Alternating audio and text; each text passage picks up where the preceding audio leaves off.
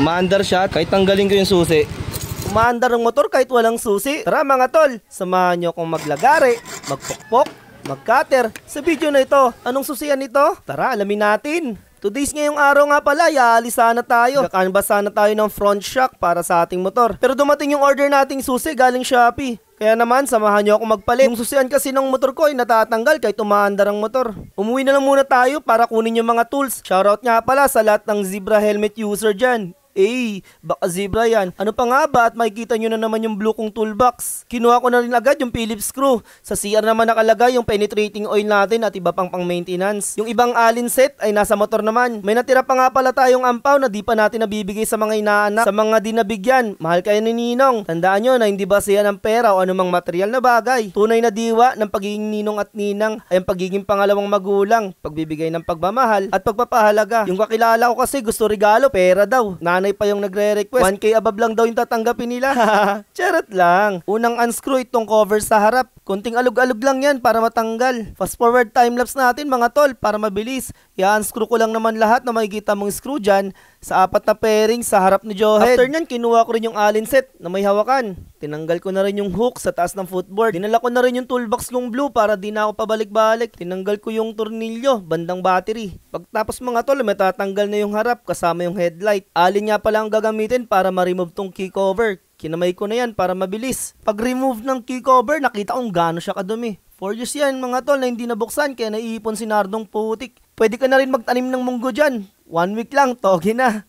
Dito ako natagalan, di ko alam paano tanggalin tong plastic pin lock. Baka pag hinila ko ay masira. Pag tinusok naman, baka magbara. Sabi ko sa inyo, dati pa man, hindi talaga ako magaling sa motor. Journey ko lang to hanggang sa matuto tayo. Kaya comment sa baba mga tol, paano i-remove tong plastic pin lock na to. Alin uli yung gagamitin para matanggal yung body ng ignition key. 2 tornilyo yan. Dito akala ko kaya ko ng baklasin at palitan ng buo. Problema itong screw ng cable wire mga tol, papuntang cover seat ng seat lock. Di ko matanggal, ang tigas. Kaya wala nang no choice mga tol. Tinanggal ko na lang yung neck fairings niya. Tinanggal ko na rin yung 2 fairings sa magkabilang signal light. Ito na talaga yung naging problema. Kakapwersa ko ay bumilog na siya. Inisprayan ko na ng penetrating oil para lumambot. Binuksan ko na rin yung order natin mga tol. Ito pala yung laman. Di ko alam kung parehas lang sila ng design. MIU 125 mix. Pero MIU 125 ay yung order natin. Ignition switch kasamang ignition cover. Tapos 2 susi. Yung isa syempre ay duplicate key kung tawagin. Naiiwan natin sa bahay para magamit kung sakaling mawala ang isa. So ito may guide naman siya. Ito yung nakadikit. Ito yung bago natin. Hindi tayo maliligaw. Ito dito. Ito dito. Balik na tayo sa problema mga tol. Bumibilog ng tuluyan yung screw. Sa puntong to napapangiwi na yung mukha ko. At lalo pang bumibilog pag pwersa ko. Pinukpok ko na rin yung pattern para lumalim. Sinubukan ko na rin i-cutter. Kumuha na rin ako ng lagaring bakal. Ito na yung last option ko na pang malakasan. Isang napakahirap na trabaho pala talaga ang pagiging mekaniko.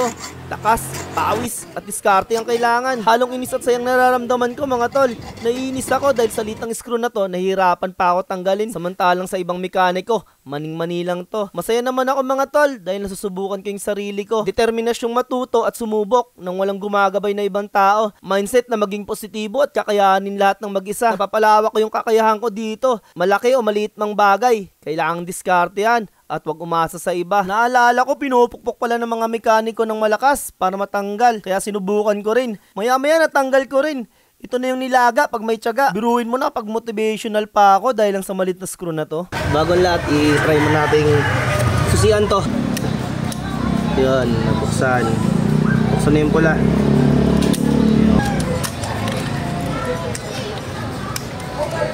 Tara, kabitan natin. Hindi na ako ganong nahirapan sa pagbalik dahil may guide naman yung mga wiring mga tol.